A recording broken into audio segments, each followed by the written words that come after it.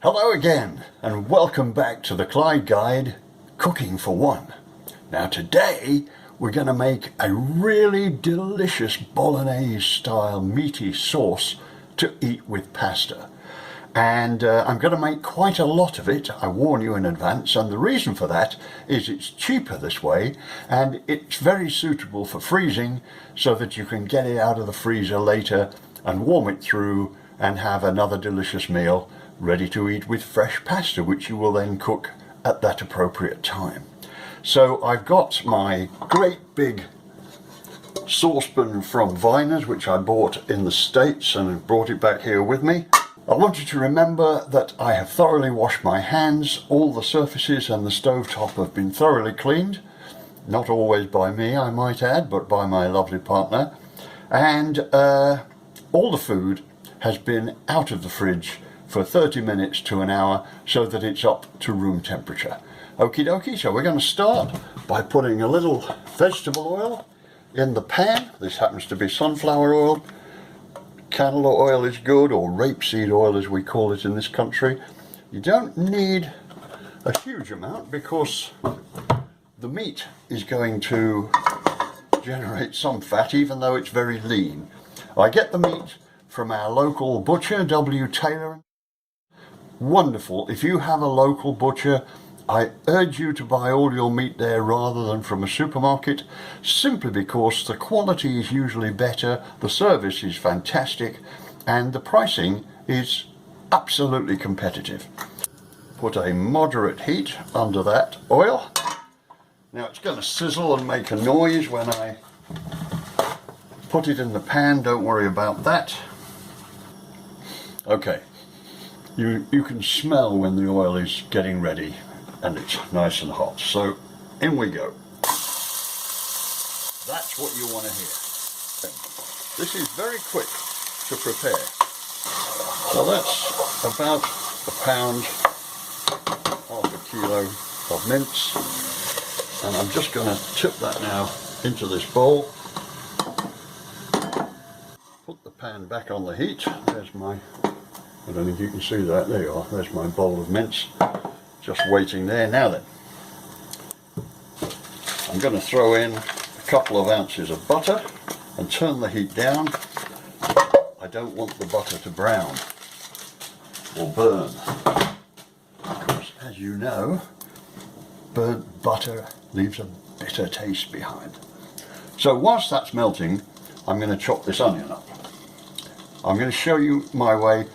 The only reason I don't like the chefy way of chopping an onion is because to those of us who don't have mad knife skills, it's quite dangerous, especially as my knife is razor sharp. So watch carefully, because this is helpful, I hope. Right, there is my freshly peeled onion, and instead of doing it the chefy way, which is to cut it from top to bottom, and then when it's in half, they slice towards their fingers twice, and then they slice downwards like that, and then they slice that way to get the finely chopped onion. We're not going to do any of that. Watch. I don't want it too fine anyway, because I want to be able to taste it and feel it. So I'm cutting the onion into 4, as you can quite clearly see. Now we've wasted nothing. Go down the middle and each side, turn it round and slice it as coarsely or as finely as you would like. Same deal. Now watch this, these bigger slices, okay, make 1, 2, and then just chop it down the middle. Easy as that. Push those together. So 2 incisions, one there and one there. Just slide that out and cut it down the middle, and then push those 2 together, and there you are. Safe. Always the blade was moving away from me, not towards me. Consequently, no danger. Right. Let's get that started. Put it back on the heat. Now I'm going to chop my sweet red peppers. They're not hot, as we've discussed before, so you simply run the knife around the top like so, and then pull out the seed pod and tap the loose seeds.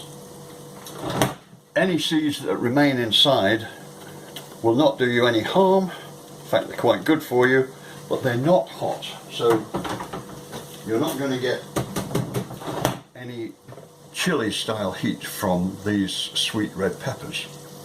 Always cut away from you. It's the Clyde Guide mantra, and we will never deviate from it. This is how you should do it for maximum safety, and it's pretty efficient too. Chop this one as well. Here we go.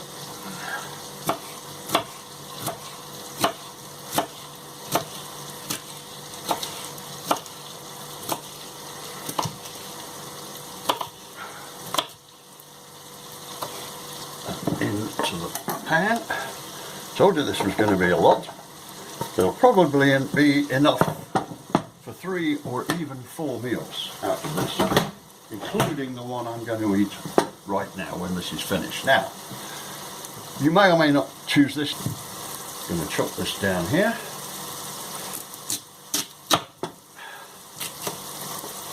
Because I do want this quite finely chopped.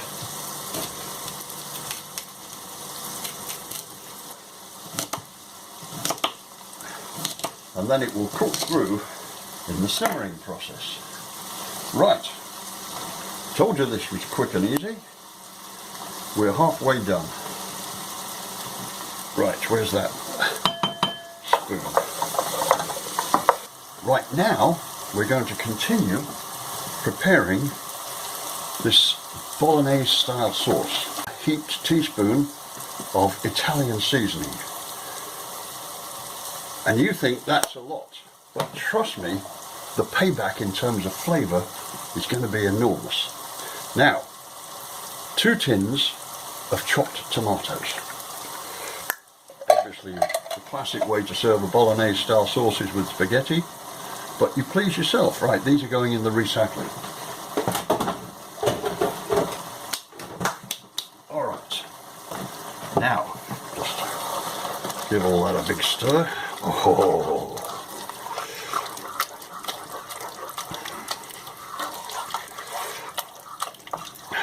Fantastic.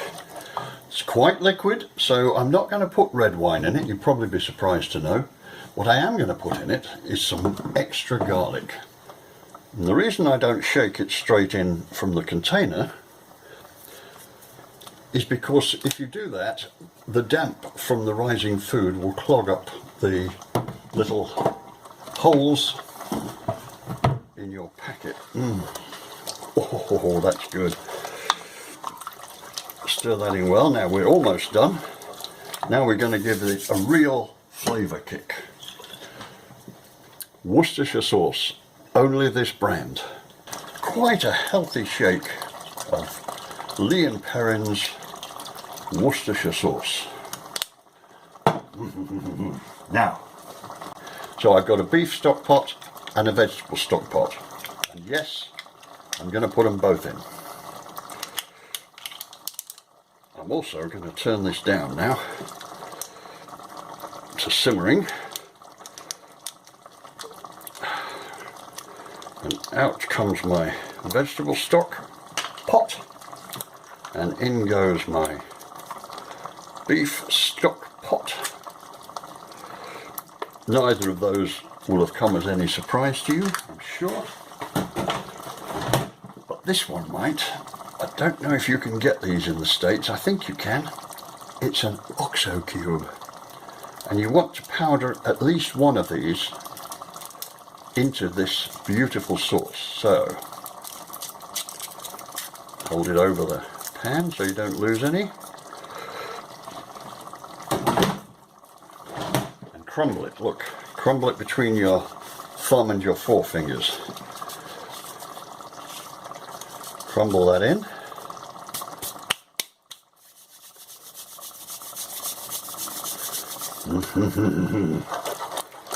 Now then, that is almost ready. I've turned it right down on this direct heat, and I'm going to leave it on there just to absorb all of those fabulous flavours. And now is the time to put the minced beef back into the sauce. In she goes.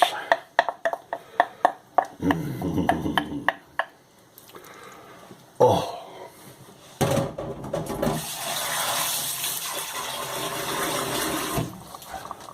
the aroma is mouth-watering. Right, stir that beef in, and you can see how much there is there. I'm quite a healthy appetite today, so I'll probably have a third of that for my meal today, and then I will repackage the other 2/3 when it's cooled down and put them in the freezer. Well, hello again, and now we're going to put the finishing touches to our Bolognese style sauce, and we're going to cook the spaghetti. And the reason that I'm explaining this to you is because we're going to do two things. The first is we're going to put in tomato paste, double concentrated tomato paste, and if you can't find double concentrated tomato paste, don't worry, just put twice as much ordinary tomato paste in. But this is a very important step, and we want that to go right there into our Bolognese sauce. Oh, that smells so good, I can't tell you. Right, two things. Firstly, just regular table salt into my boiling water for the spaghetti. And don't be shy, you need a lot. Look.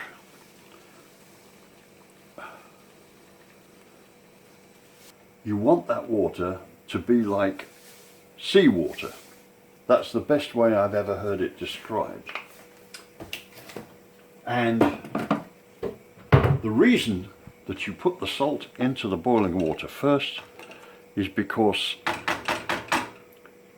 that's the only way that the spaghetti will take the salt. Now, how much spaghetti? Well, depending on how hungry you are, no bigger than your thumb. That's my recommendation, like so. That's about right. Now look, give it a twist and pop it in. And there we are. That, just give it a minute, it will soften and collapse into the pan all by itself. And then in 20 minutes time, when that is beautifully cooked, we'll serve it up. And I'll come back and see you then. Right, hello again. It's time to serve up. Now remember, I put that tomato puree in the Bolognese style sauce, and I can tell you it transforms it into the most wonderful tomato based Bolognese style sauce. And so now we're going to serve up. So first thing I do is get out my nice warm plates. I'll put this one here so you can see it. Next, so I'm going to strain the spaghetti. All right, here we go. So now I think I'm going to use a ladle for this. Oh, it smells so good, I cannot tell you. Right, 1, 2, I'm feeling really hungry. 3, there we are. And that, ladies and gentlemen, is my Clyde Guide Bolognese style sauce with freshly boiled spaghetti, heavily salted. And I'm going to enjoy that now with a glass of Rioja, and I will see you for the next Clyde Guide, Cooking for One. Take care.